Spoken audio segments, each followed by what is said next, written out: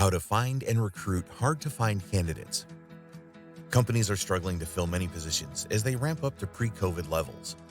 However, for many companies, the shortage of qualified candidates is nothing new. According to Korn Ferry, 41% of companies regularly report that they are unable to find qualified candidates for roles in their organizations.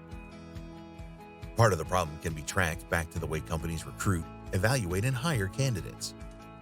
There are several approaches to identifying and recruiting talent, but as Peter Cappelli notes in the Harvard Business Review, only about 1/3 of companies correlate their hiring practices to ensuring employee success, and many companies are not very specific in their assessments.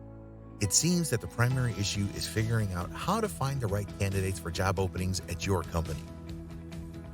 These are some ways you can improve the quality of your talent pool, from providing incentives to potential employees to improving your assessment process by using skills tests. Start with better job postings. Use skills testing to evaluate ability and job fit, job compatibility.